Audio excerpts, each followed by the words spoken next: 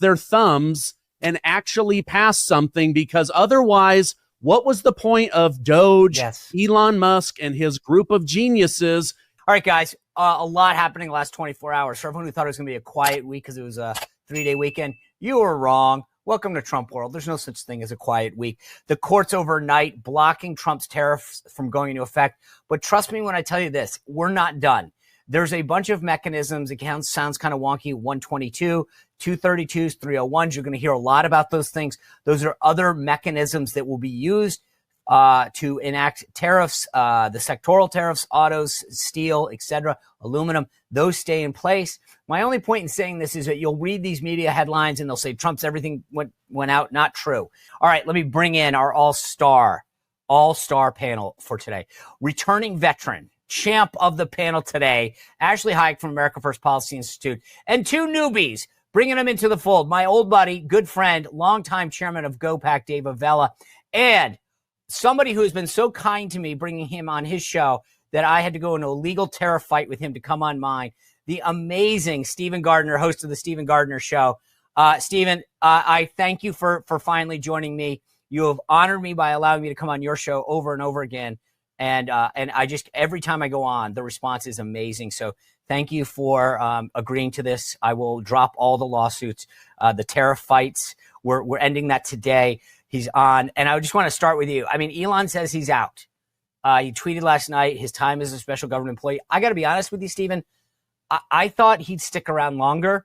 And I didn't think, like, I don't know. Is this just his time is up? He wants to go back to Tesla. I've done enough. I was a little like, really? You're going? I think it's three things. I think number one, contractually under government rules, he has to step away. Number two, his own companies are starting to flounder because he's spending 100 hours a week sleeping on the floor in Washington, D.C. as the richest man in the world trying to save America, which brings me to my third point. These Republicans have got to get off their thumbs and actually pass something, because otherwise, what was the point of Doge, Yes. Elon Musk, and his group of geniuses?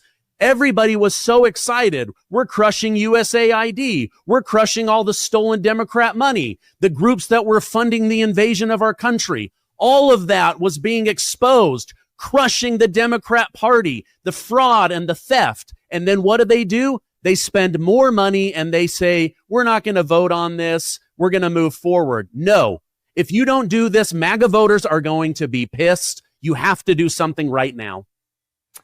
The good news on that, Sean, is you do start hearing the speaker talking about bringing some of these cuts up as early as maybe next week, where we're going to see this. But, ultimately also Elon decided the best thing he can do for America is keep economic growth going, make his companies successful after putting more spotlight on government waste than we have seen in the last 20 years. He's done his job. And now it is up to Congress, who ultimately always has to be the one to keep these cuts permanent for the long term, to get real serious about oversight and what government's actually spending on. And he's done a great service to the country, and he will continue doing that by having successful companies. Ashley Hayek, I agree with Stephen Gardner's list. Like, I think, but what amazed me was this. So technically he's a special government employee. I think they have 135 days they can serve. And people that I talked to in Trump world were saying, hey, the clock's ticking in May, that a lot of these individuals that are special government employees, and just for the audience to understand, if you're a regular employee, then you file all these disclosure forms. You're like a normal W-2 employee. If you're an SGE, your time and scope is limited. You don't have to be as transparent with your finances, but you're limited in the number of days you can serve and what you can do and all this kind of stuff. And you can stay affiliated with your outside entities, as Elon did. And I agree with everything that Stephen said, Ashley, but I was kind of hoping that he'd blow through the deadline. And I know that that was probably, I mean, my point is, Anita Dunn did all these backflips during Biden. And I was hoping that they would use that sort of as a justification to allow Elon to stay. And so I was kind of like, I know you're adhering to the law, but I kind of wanted you to blow through it. But I also wonder if he may be leaving and will come back. You know, like, I don't think he's gone for good. I think there are also people, I mean, I don't know if you saw Antonio Gracia, who has been working with Elon, helping to uncover the fraud. We saw the interview with some of his employees, his staff that have been working on this. Like, if you have good teams, if those teams remain and they continue to build, they can leave, go back to private sector, do good work there, and come back. And maybe that's what will help actually light a fire under some of the conservatives to get the job done that they need to do from a policy standpoint, a legislative standpoint, if you will, to kind of codify some of the work that President Trump and Elon Musk have done. I want you guys to answer this question because Stephen alluded to it with the rescissions package, or David alluded to it with the rescissions package. Stephen touched on it, but like, there's a difference when you get a call, like, let's just pick the Department of Education or HHS, whatever. And it's like, hi, this is Elon Musk. I'm sending 2 of my Doge dudes over and they're going to go through your stuff. You go, yes, Mr. Elon, just tell him to come in the door. We've got everything all set up for him. I am concerned that now it's, hi, I'm Doge bro. I'm coming over. And they go, yeah, Elon's gone. Like, I am concerned. Does the work of Doge really go on? Because I agree with Steven. I really want this to keep going. I want government to be more efficient, more effective, less duplicitous, less wasteful. Stephen, does the work of Doge keep going? I believe that it will. It might take on a different look or a different flavor. Nothing does as well as, the founder of a company, right? Next generation. But I believe that Elon Musk, he had to delegate. He had to set this thing up and then step out of the way. But I believe he's going to continue to consult. However, I will say, as somebody that is on the cutting edge of Twitter and reporting on this, I think, as David alluded to, a lot of this is going to start happening next week because we, the people, are doing a pressure campaign, not because members of Congress are like, yeah, that was really great. We should shut down things that might affect us as well. So I think the people have to keep the pressure campaign going in order to keep the Trump agenda and the Elon Musk work moving forward. I have a little bit of a different perspective. I think that Elon Musk has shown some of the cabinet secretaries what is possible, like what is possible using the technology. And like, for example, I know that some of the cabinet secretaries have asked, like, hey, can Doge look into this? Can you look into my employees in a certain state? Can you see when they last logged in or swiped into the building? So now that they know what is possible and they're not having to go through the, swampy bureaucrats who are trying to undermine them left and right, they are going to want to continue to use the tools that Elon kind of brought to the team. It really brings up 2 factors here. One, the innovation, and really carrying on what Ashley was just saying, the innovation that it can occur in government. And it does take a cabinet in charge of implementing what Congress passes, that you're looking for new ways to provide government services more effectively and more efficiently. So you got leadership in the cabinet under the president's direction. You got a Congress willing to implement the funds. That's one factor going on here. Here's the second one. It's that in all this talk in Washington about all these cuts are happening, the reality is Congress is still passed a Medicare budget. Let's just take Medicare. That's going to spend $168 billion more than it's spending today over the next 10 years. And what the president ultimately is saying is that we have to start prioritizing our spending. This is not as if government agencies are going to have less money to spend on. Not one cabinet budget is going down. We are simply cutting the rate of growth, which still allows people to do what they need to do in their agencies. We just got to start prioritizing how we're going to spend the money. Yeah, I agree with Stephen, though. If we don't, as people, put the pressure on these guys, it goes. And that's the thing that, David, that you bring up. In Washington, if you have $6 and you ask me for 10 and I give you 8, it's a $2 cut. I mean, this is the most insane place in the world where I'm like, what the heck? You just got $2 more. And you go, yeah, but you cut me too. And you're like, no, you got more. All right, I want to move on because last night, and I want to talk about the angle of this from a different perspective. Last night, I started seeing these headlines. Court overrules, actually it says U.S. courts block Trump from imposing bulk of his tariff. Well, there's 3 sets of tariffs, right? There is the emergency ones that he's gone after a bunch of these countries on, China, the EU, et cetera. There's what they call sectoral, which are industry specific, autos, aluminum, steel. And then there's the baseline ones that he's doing after. It got rid of the top line ones because it said, technically Congress has to do this. And guys, this is the thing. I was the assistant U.S. trade rep. I get it. For the years, the Constitution talks about Congress's authority. But if the courts are suddenly going to say that Congress has to do this, then we're throwing everything out. Like, this is, to me, I kind of went and said, okay, I get you guys are anti-Trump in this stuff, but like, you are literally upending how we're doing trade if that's what's happening. And I think the media is excited about this, but this is not a good policy. And that's when I mean good policy, I mean what the court is doing, because the court's saying, well, Congress technically has the right to do that. And that's okay. If that's your view, then you might as well get rid of the U.S. Trade Rep's office and the Commerce Department, because that's what they've been doing since Congress abdicated its responsibility, Stephen, decades ago. Yeah, I mean, I'm disappointed. This was a big thing, right? It's been in the news. Liberation Day, the stock market dropped. It went back higher. Trump is negotiating with over 140 different countries to realign everything, protect the hegemony of the U.S. dollar, and then to have a court step in and say, no, you can't do that. To me, it's just, every single week, it seems like some judge believes that they have the right to usurp the authority of the sitting president of the United States. I mean, even when Joe Biden was at his worst, the judges weren't doing this, right? Because at the end of the day, if he wanted the border open and he wasn't going to do anything, he had the authority to do that. It sucked. We all hated it. It's why they lost the election, but he had the authority to do that. And now Trump is trying to use his authority, but he's being shut down at every single stage. It's just very frustrating. That's a great point. Biden was able to do things because he said, I have the authority to do it. So now Trump suddenly doesn't. It's like doesn't. But guys, he did have a big victory last night. Actually, I talk about headlines that I read and kind of was like, okay, I want to learn further. The court last night ruled his lawsuit against the Pulitzer board, the Pulitzer Prize board, can go on. And these guys tried to get him to stop it. And so I started to go down. What this basically means is Trump is suing them for defamation, saying, hey, guys, you can't give an award out for the Russia hoax if the Mueller report says there is no Russia hoax. You can't tell the Washington Post and the New York Times they get to win a big prize for reporting this amazing stuff that wasn't true. And the courts last night said that case gets to go on despite the Pulitzer Prize folks saying, no, we want to stop it. And I thought that, to me, I think this was a big, big win for Trump.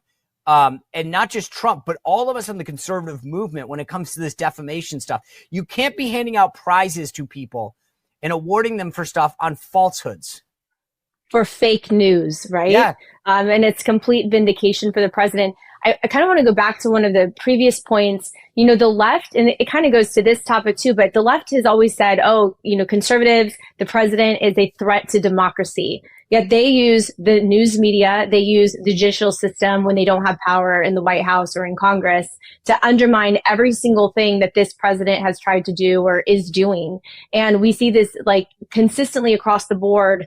In every single thing he's done, there's been more litigation in the first 100 days of his administration. What was it, like 3 or 4 times of what, Biden received? And it's all strategic. It's all planned. I'm glad you'll have Ed Martin on in the future, because he'll talk a lot about how the left orchestrates this, just like they orchestrate the fake news media, put President Trump in the courts himself, kept him off the campaign trail over complete lies. And the idea that they can just reward each other, whether it's through an actual, literary award, news award, financial award, contract award, the FBI agents who got kicked out, probably ended up getting a nice contract somewhere. The rewards for this type of behavior has to stop immediately. Hey, Sean, does this now set up a DC journalist to now go write a book about how the Pulitzer Prize was given to someone who got their Pulitzer based off a hoax, and now they're going to expose that hoax? Yeah, this is like someone's calling Jake Tapper and saying, hey, so walk me through the process. How do you write a book that kind of undermines everything that you said you were for, but you want to make some money off of it in the future? Do I need to call Laura Trump and apologize for something? How does this work? I agree. I think that somehow these guys are going to try to figure out how to make money off of this now. That's a good point. But David, there's another sort of investigation that's going on. House Republican Oversight Committee Chairman James Comer has issued subpoenas for a bunch of the top Biden aides. So Dr. Kevin O'Connor, he was Biden's physician. Neera Tanden, she was the former director of the Domestic Policy Council. You remember, she's that big left-wing activist.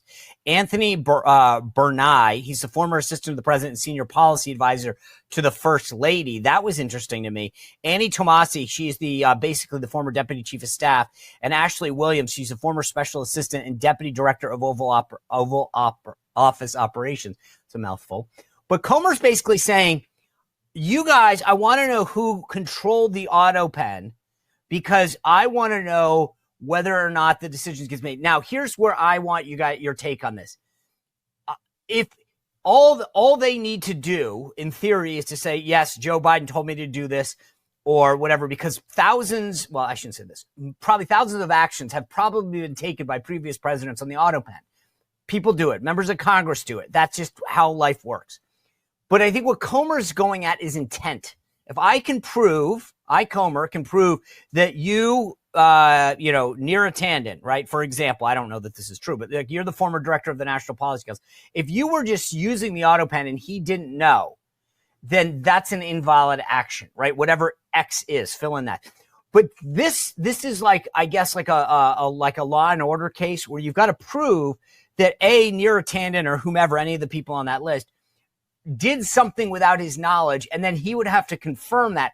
As much as I kind of enjoy what Comer is doing, I honestly think that this is going to be really hard to prove, because none of them are going to come clean on this. Yeah.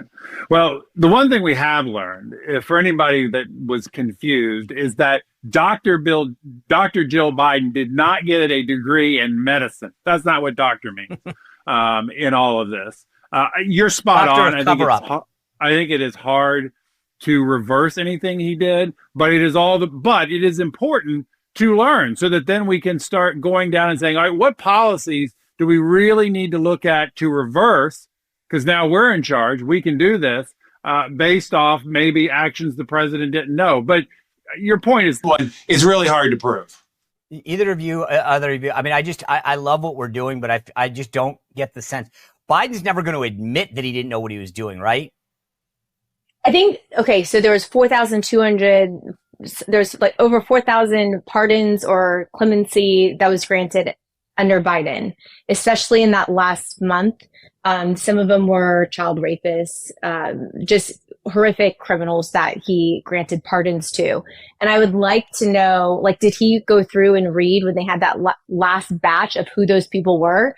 Like, was that really him? Was it somebody else who said, oh, these are good people, just go ahead, we'll put the auto pin on it. Yeah, that's fine. Like, especially now, given the book that Jake Tapper has written, and he didn't have his mental capacity, can we go back and look at that time frame just to see?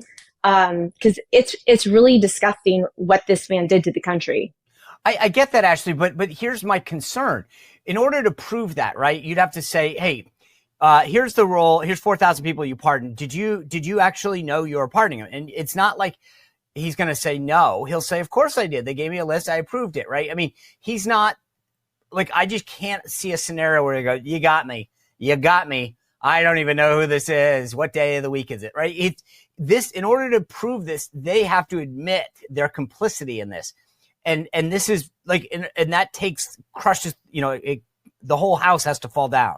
And I can't imagine like that they will admit this. Like, this to me is, I think, more to David's point. I feel like at least it shows us what we need to be looking out for in the future, but I'm just skeptical. And I wish it was not the case. I mean, I want this to work. I just have a hard time that anyone on Team Biden, whether it's the Biden family themselves or his top aides, are going to admit this. Well, then they have to defend his mental competency as well. So, and they have to do all of this under oath. So either way, they're kind of between a rock and a hard place. And I think some of that needs to be exposed, and they need to be held accountable, and they need to testify under oath what they knew and when they knew it. Yeah. Stephen, do you have any hope for this? Well, yes and no. I got a thought and then two lawyers that came on my show. So my thought is, a thought and two lawyers. A thought and two lawyers. That's a t-shirt.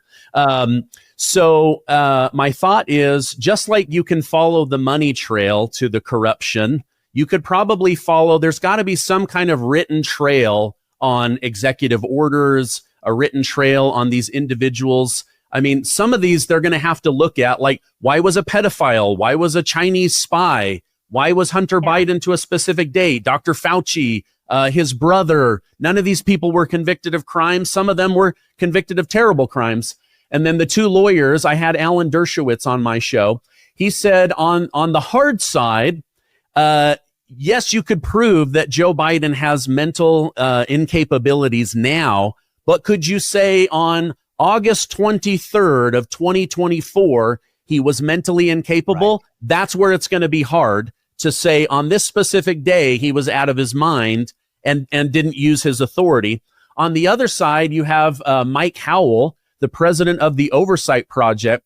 He told me what they're planning to do is individually sue Dr. Fauci and some of these others. Then they'll pull it into court, remove it from the group of AutoPen people to the individual, and then they will drag them through the court. And then the court will have to decide whether that pardon was good or not. So I think we're going to have to see an individual lawsuit. Everyone will have to have their day in court, which means the White House is going to say 99% of these people, it's not worth the government's time. But these 4 or 5 people, we absolutely want the truth. That's where it gives me a little bit of hope. See, that's what I see. The funny thing is, remember, Biden screwed Trump when he came in and allowed the FBI and all this stuff to go after President Trump, not waive immunity. And that what's good for the goose is going to come back for the gander. I know David Hogg, the sort of nutty little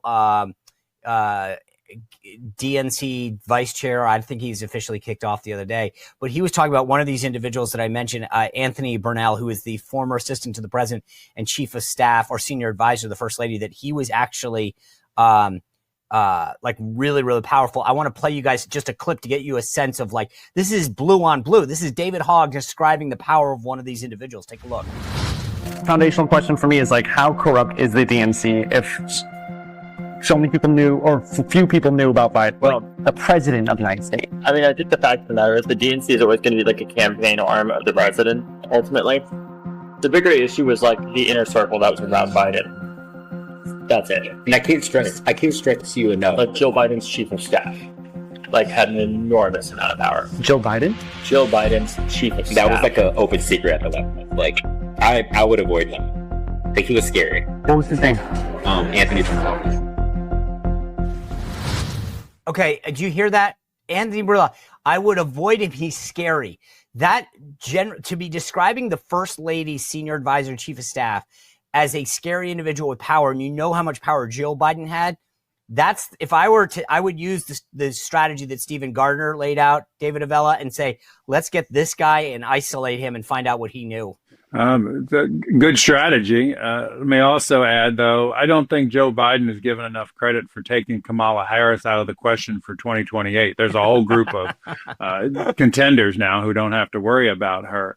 You know, here's the challenge for the Democratic Party right now. They are run by college university presidents, right-wing or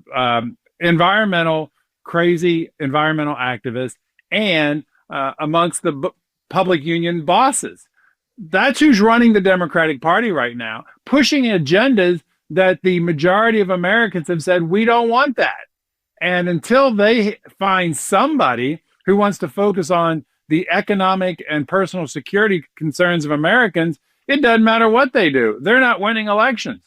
All right. I want to get into another sort of, we talked about Elon for a second. There's like a personal pet peeve of mine, which is defunding NPR and PBS, using tax dollars. Like, stop using this. Brandon Gill had an interaction with the CEO of NPR, and I want to play you just a sense of how he went at how they run that place. Take a look. What you hear from Catherine Marr today is the last dying whimper of an antiquated organization that's about to have their corporate welfare pulled away from them. The American people are sick of their tax dollars funding radical left, wildly Marxist news outlets who hate the very things that this country was built on. During that hearing, I had the chance to ask her, do you believe that, for instance, America is addicted to white supremacy? She said, well, you know, I didn't really say that. Yes, you did actually say that. These people are insane, and we shouldn't be giving them our tax dollars. We're finally going to stop that. I'm so glad that we have a president who is taking this seriously. This is something that Republicans have been talking about for decades, and President Trump is finally doing it. And I can tell you, we're going to follow it up with Congress with rescission bills that permanently pull this money back. All right. So Ashley Hayek, I actually, this is, to me, is the low-hanging fruit. If you're going to prove that you're serious about cutting spending and you can't do this, then you can't do anything. If you can't cut this. But here's where I'll differ from Brandon Gill. I think a lot of people on the right want to defund PBS and NPR because of their content, right? That they spew left-wing ideology and narratives. I agree with that. But I'm more opposed ideologically. Why is government in the news business? I don't care. Frankly, if this was Breitbart, I'd say defund it as well. Make your Hollywood elite friends pay for this.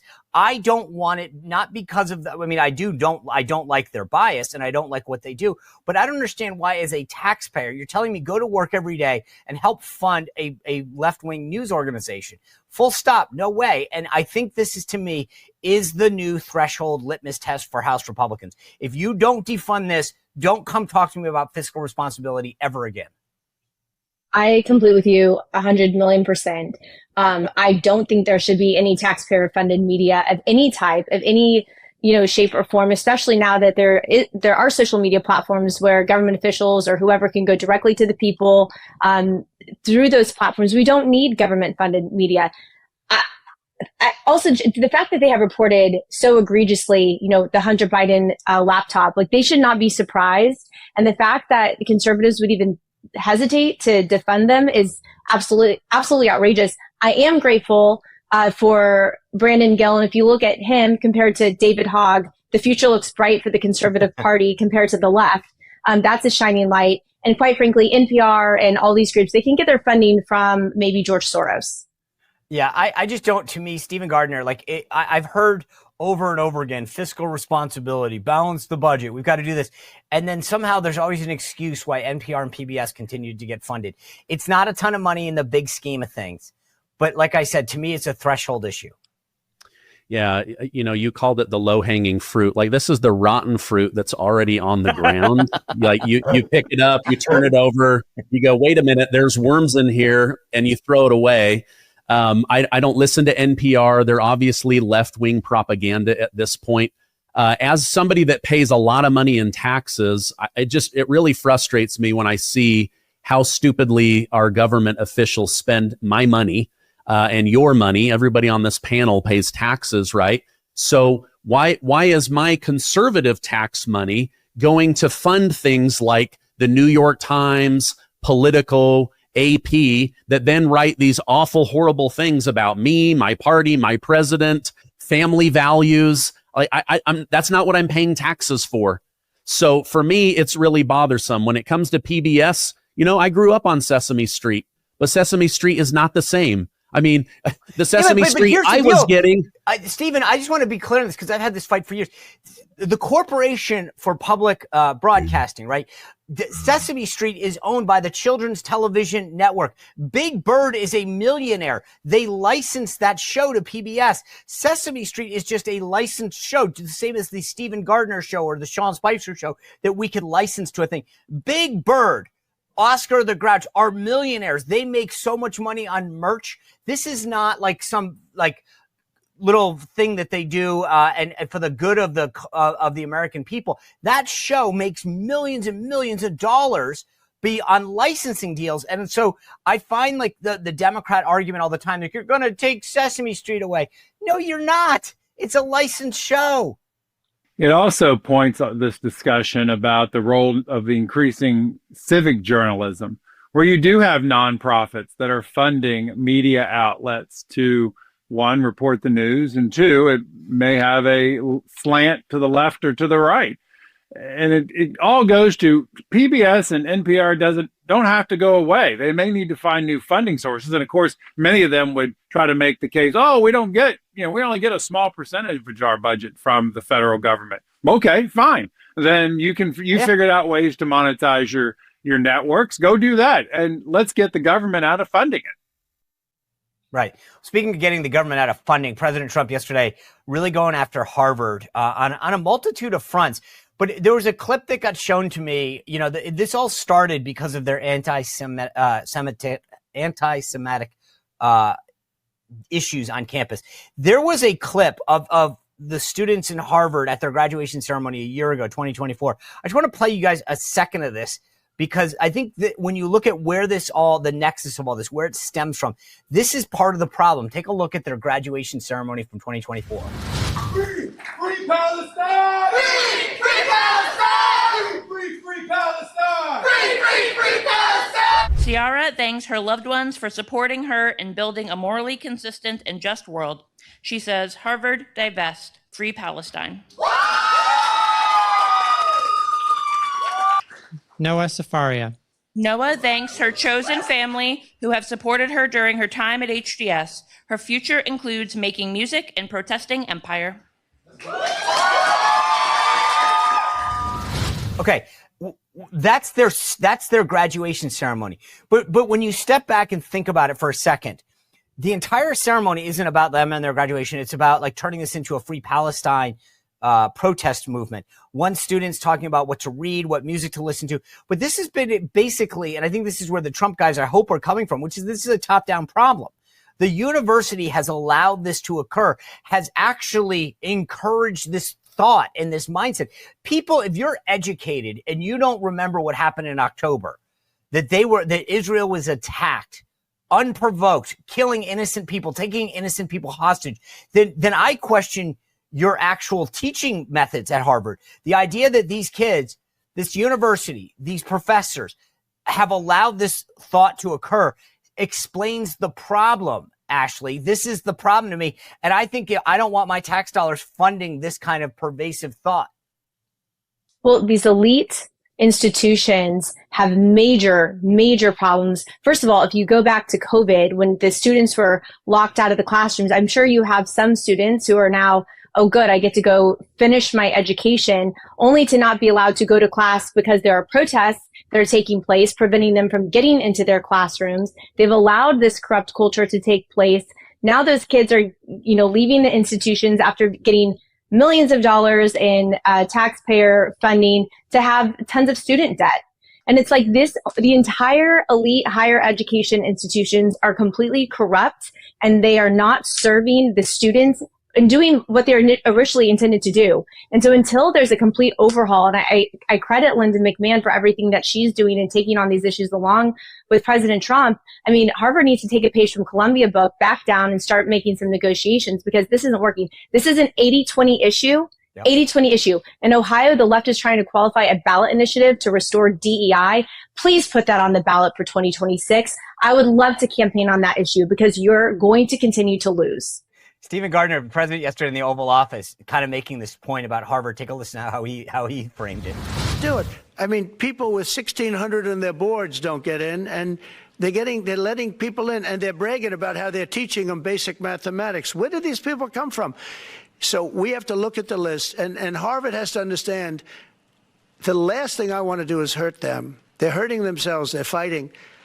Columbia has been they were very, very bad what they've done. They're very anti-Semitic and lots of other things. But they're working with us on finding a solution. And, they're taking off that hot seat. But Harvard wants to fight. They want to show how smart they are. And they're getting their ass kicked. Thank you very much, everybody. That was such a mic drop moment at the end of that. They're getting their ass kicked, but he's right. These guys, they're taking in a third of the student body's Chinese. They're not teaching them the right things. They're teaching them remedial math, and there are people, U.S. citizens, on the wait list trying to get in, and yet we're prioritizing Chinese students. Yeah, so I have a couple of issues with this. Again, I pay a lot of money in taxes. Why is my money going to fund a university, a high-level university with over $1 billion they just don't want to take out of the stock market? Why does my money have to supplement them so they can stay in the stock market? Number two, they're just teaching left-wing ideology, woke stuff, DEI, teaching that white men are bad and black lesbians are at the bottom of the food chain. Like, I don't want that being taught. And then number three, How come Americans can't get into this elite university because you guys are so desperate for cash? You have to keep bringing in all of these foreign people. So my money is actually subsidizing foreign nations getting a better education than American citizens. All of those reasons bother me. Feels like the end of a Shark Tank. For all those reasons, I'm out. And I kind of, David Avella, I agree with Stephen on this. I'm like, why are we end up subsidizing these universities? They're allowing like a third of the class to come from China. And he's right. It's always about the money because they'll pay full fare. But you've got, it's all tethered back to the CCP. So we're literally being like, hey, do you want to be trained by the best in the business to learn how to beat us in the future? Let's have you come to Harvard. We'll train you. And then you get to go back to China. So then you eventually can come try to, use unfair trade practices, help build up your military to attack us or to threaten us. Like, how stupid are we? Well, Sean, you may remember I'm on the board of governors for Shepherd University, Notre Dame on the Potomac River. So I do have a little insight into this funding that's going on at universities, particularly the elite versus the small schools and the battle that they're facing just to stay in existence. But think about this for a second. In the last 4 years, the elite universities have taken more money from foreign governments than they did in the previous 40 years. And the biggest recipient of foreign dollars? Harvard University. And they're not even reporting taking the money. In fact, the University of Penn is under investigation right now by Linda McMahon and the Department of Education for not reporting the foreign government money that they're taking. And Americans ought to know how much money these universities are taking from foreign governments. Because to think it doesn't have an impact, it does have an impact. And we should know that. And that ultimately universities have to be giving kids an education that prepares them to go out into the workforce. And so often, many of these programs are far from that. Yeah, actually, Marco Rubio is targeting foreign nationals that he believes. He's basically saying, if you're from China, you're not coming to our country, not just with Harvard, but overall. And he's actually starting to say, hey, we're actually going to be a lot harder about who you come into this country. And again, I finally go, why haven't we been doing this? Why haven't we been looking at the people who are coming to our country and figuring out if their motives are good or bad? Well, and I believe the secretary said he's going to be revoking some of those student visas. Yeah. The Chinese students who are coming in, and which I think is a step in the right direction. What a lot of people don't realize, and I'm sure David is familiar with too, they set up these institutes on college campuses to completely permeate all of the education that our kids are receiving to be aligned with the CCP. And it is a complete step back for our country. And it's not doing any service. We wonder why the job force right now, the workforce of these young kids coming into the markets, they can't do anything. And they're checked out and they want to, not show up or show up late. And it's like, it's completely different. And we have to reform this. And I have to give Linda McMahon so much credit and President Trump for making this a top priority. Well, that's smart because, of course, she used to be the chairman of the America First Policy Institute as well, and my former boss at the America First PAC. So let's give Linda all the credit she deserves. I always end Thursdays with the winner and loser of the week. Ashley, you're the veteran here. Who did really well this week? Who didn't? Okay, so Linda McMahon, since I already said it, because she's the best and we love her. And the big loser is Jill Biden, the worst wife and the worst first lady on the planet. God, I did not see. Well, I thought the Linda one coming, but not this. Stephen Gardner, thank you for joining us. Tell me who you thought had a really good week and who the loser is. Well, I thought it was funny that a journalist called President Trump a chicken to his face, saying, did you know on Wall Street, they call you a chicken? Trump always chickens out. The taco trade. And he's like, are you kidding me? I'm a chicken because I'm trying to shut down wars. Are you kidding me? I've been negotiating with some of the smartest people around the planet. Are you kidding me? I'm making America greater. Are you kidding me? Over $13 trillion of committed money, millions of new high-paying jobs, and you're saying I'm a chicken? So Trump is the winner this week in my mind. The loser is the American people because we just lost Elon Musk as the head of Doge. Oh, good call. Yeah, that's interesting. And by the way, I'm glad you brought up that taco thing. I'm going to have more to say about that later, but I cannot believe of all the guys actually taking on every aspect of the establishment and fighting. And yet they call it, like, I was like, chickening out. No, quite the opposite, you morons.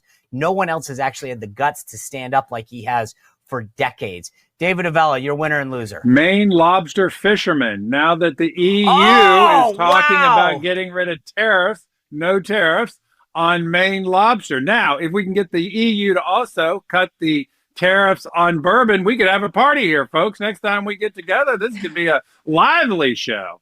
Those are the winners. The losers, unfortunately, it is the Minnesota Timberwolves ousted yesterday by the Indiana Pacers in their fight for going to the Oklahoma Thunder, going to the NBA championship. The Pacers hopefully will win tonight because anyone who beats, I once the Celtics got knocked out, I gave up. I was like, oh, it's baseball season, it's over.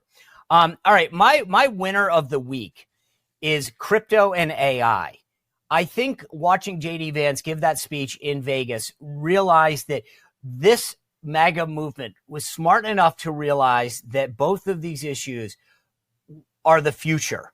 And if we handle them right, we can win a segment politically that the left is ignoring or hostile to. And so I think, to me, how they handled AI and that. And my loser of the week, I'm surprised this didn't come up, Brigitte Macron.